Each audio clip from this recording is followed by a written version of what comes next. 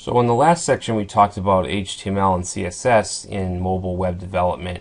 So now I'd like to talk about JavaScript and JQuery, which is a JavaScript library.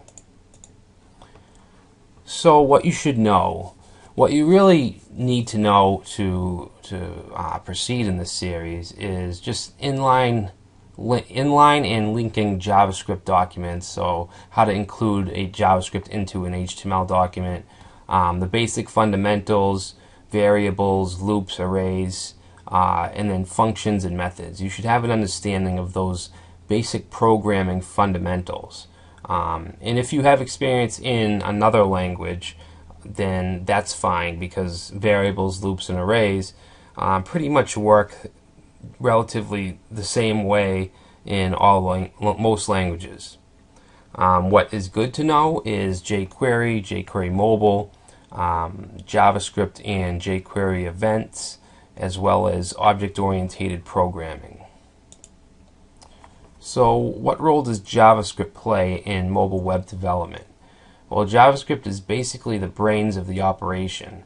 Like I said a few times, HTML is used to display the data, CSS is used to style the data, and JavaScript is used to perform calculations and anything like that. Execute APIs, make decisions, conditional statements, and it gets the data ready to insert into the HTML. JavaScript has libraries and frameworks that allow us to create a nice user interface for mobile apps. And what role does jQuery play?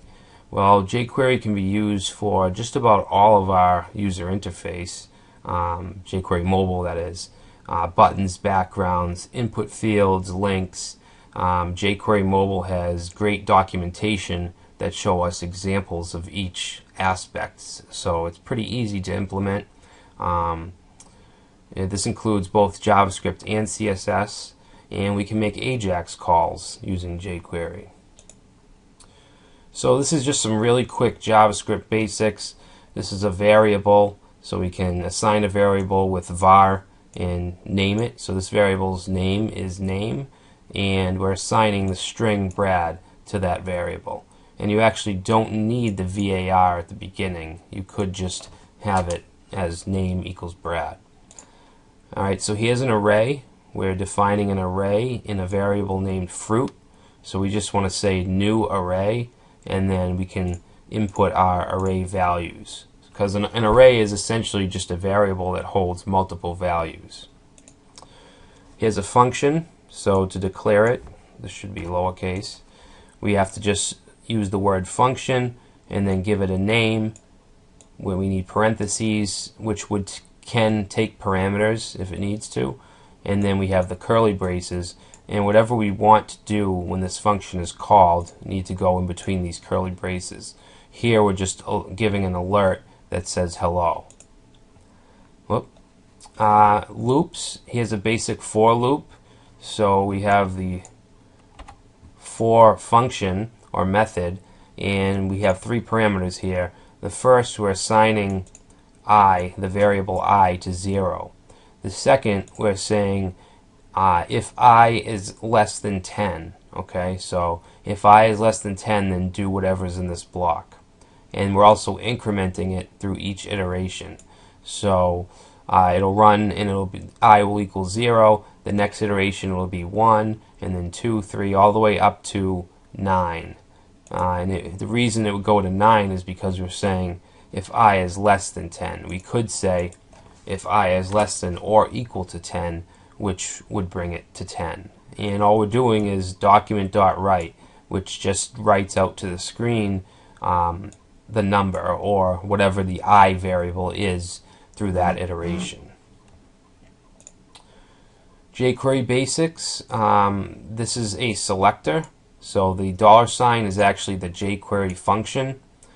We could also use the word jQuery, but most developers just use the $. And then in our parentheses we have the selector that we want to grab. In this case, we're getting an ID of content.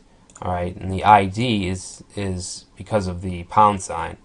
If we wanted to grab a class called content, we could use the dot. And we don't need to use custom selectors. We could use a paragraph, so this would pertain to all paragraphs. We could put an A in there. This would pertain to all links. And we could also do like A with the class of, say, red or something like that. And then we can perform methods and actions on these on this data that we select. Here we're calling the hide method, which would just hide the whatever is in the div content. Here we're using HTML, so we can insert whatever we want into this content div in between the parentheses. So this particular piece of code would insert this string, this sentence, into the content div. We can also do events. So right here we're grabbing a button. We're not specifying an ID or class, so this pertains to all buttons on the site. And we're saying .click. So if the button's clicked, we want to run a function. Now this is it doesn't have a name. This is a self-calling function, and what it will do is hide all of the paragraph tags on the page. All right, and slow is just a parameter we can use. We can use slow and fast or whatever the speed that you want the paragraph to be hidden. JQuery Mobile is touch-optimized web framework. It's cross-platform, so it'll run on any kind of device. It's compatible with PhoneGap. It's built on top of JQuery Core. It's a theming framework. It has custom themes. You can develop custom themes, or you can actually use a pre-made theme right out of the box. It's HTML5 driven. Ajax powers the navigation, so you have a nice navigation system, and how the page will just fade in, so it's really nice. And there's different kind of user interface widgets you can use, like sliders and tabs, and it's really nice. So this is a jQuery mobile boilerplate, which is just a starter template kind of. You could use this to start your jQuery mobile projects. It's just basically we have an HTML file.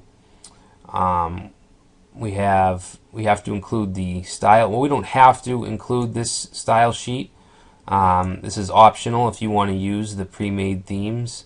We're just pointing to jQuery.mobile minimum CSS. So this is the minified version, which just means it doesn't have comments and spacing and stuff like that. But that's optional. We're including regular jQuery here, and here we're including jQuery mobile. So you can use a CDN like we are here. This is a remote site that we're getting this from. Or you could just download the jQuery files, put them in your own server, your own app or file structure, and point to them locally. In the body, we have three areas, three data roles. So a page is basically a whole page. And then we have the header, data role equals header.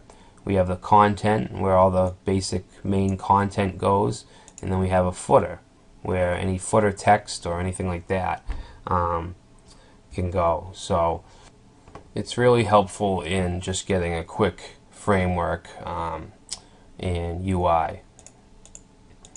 So that's it for this section in this chapter. In the next chapter we'll be actually looking into PhoneGap, because we haven't talked about it much, and we'll just look at an overview, and then we'll deal with some of the features that PhoneGap offers.